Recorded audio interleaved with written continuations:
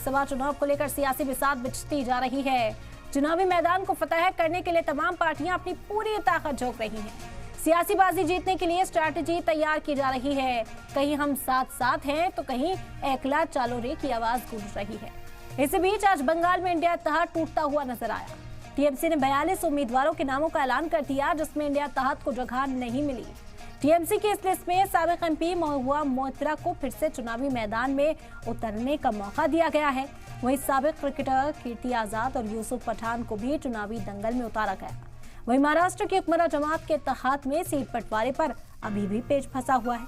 BJP सदर JP Nadda और अमित शाह लगातार शिवसेना, शिंदे गुट और अजीत पवार के साथ चर्चा कर सीटों पर इत्तेफाक बनाने की कोशिश कर रहे हैं।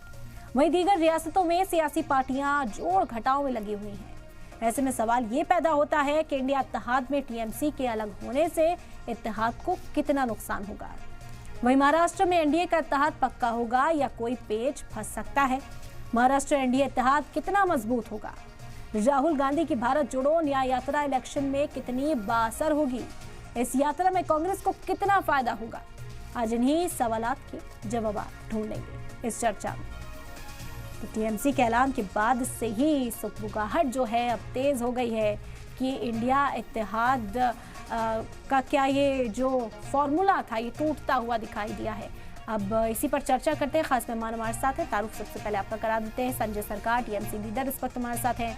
महेश वर्मा जुड़ गए हैं, लीडर बीजेपी इस वक्त हमारे साथ। Doctor Nikul Patel spokesperson Congress हैं। Doctor Sunil Kaushik senior journalist चर्चा में इस वक्त हमारे साथ हैं। खैर मकदम में आप सभी का सलाम टीवी पर। सबसे पहले संजय जी आप ही से शुरुआत करते हैं, क्योंकि टीएमसी ने उम्मीदवारों का ऐलान किया। इंडिया इत्तेहाद के लिए बड़ा झटका माना जा रहा है। क्या ममता बनर्जी ने खुद को इंडिया इत्तेहाद से अलग करते हुए ये फैसला लिया है?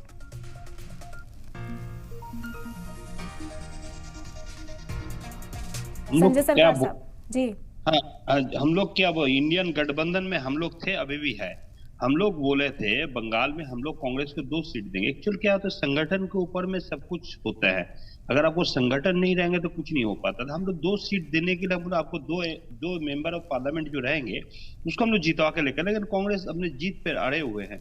इसके अलावा आप देखें अधीर रंजन चौधरी दीदी को खिलाफ क्या क्या बयान दिया। बोले बंगाल में प्रेसिडेंट रूल चालू होना चाहिए, बंगाल में ये हो रहा है वो हो रहा है, लेकिन अपना गृहवान में कभी झांकने की कभी कोशिश ही नहीं की। अगर ईडी सीबीआई बंगाल में अगर रेड किया है तो ईडी सीबीआई तो सोनिया जी को भी बुलाया था, प्रियंका जी को भी, राहुल जी को भी बुलाया, रॉबर्ट वाड्रा को भी बुलाया, अशोक गहलोत जी को भाई को, भूपेश बघेल जी को यहाँ पर भी गए हैं, तमाम डीके शिव कुमार भी अरेस्ट हुए थे। इसका मतलब नहीं है ईडी सीबीआई चला गया तो हम पूरा गुनहगार हो गया और सब साहूकार बन गए हैं। ये सब टाइप का बयान अधीर चौधरी काफी दिन से दे रहा था। उसके अलावा भी हम लोग क्या कोशिश किया है, नहीं गठबंधन में एक साथ में रहना है, भारतीय जनता पार्टी को 2024 में किसी भी हाल में हम लोग यहाँ से भगाएंगे, लेकिन ये बात सुने नहीं है। अंतिम में कहा है, मैं आपको बता रहे हैं एक्चुअल बंगाल में क्या होता है, 78,999 बूथ है। उस हिसाब से यहाँ पर बूथ के हिसाब से यहाँ चुनाव होता है। आप कितना बूथ में कितना स्ट्रांग है उसके हिसाब से। इस बार मैं आपको गारंटी को सच कह रहा है, या अगर गलत होगा तो मैं राजनीतिक जिंदगी से संन्यास ले लेंगे।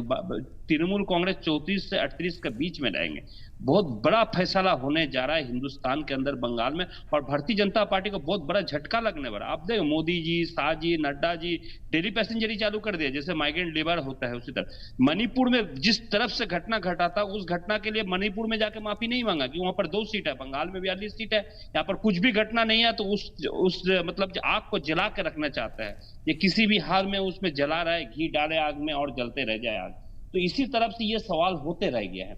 मेरे कहने का मतलब क्या है, देखिए हम लोग तो इंडिया का गठबंधन में थे, अभी भी है। हम लोग भारतीय जनता पार्टी के 24 में किसी भी हाल में चुनाव में हम लोग हराएंगे, यही तो हम लोग को ये है। हम तो मैदान में जंग में हम तो तैयार हो चुके हैं हर तरफ से। आप देखें 2021 में भी हम लोग 292 सीट में चुनाव हुआ था, उसमें लगभग हम लोग 215 सीट जीते थे। बाद में 2 सीट बाई इलेक्शन हो उसमें भी हम लोग जीते हैं, ठीक है। 217 से 294 सीट में हम लोग जीत चुके। किस तरफ से भारतीय जनता पार्टी को हम लोग झटका दिया था।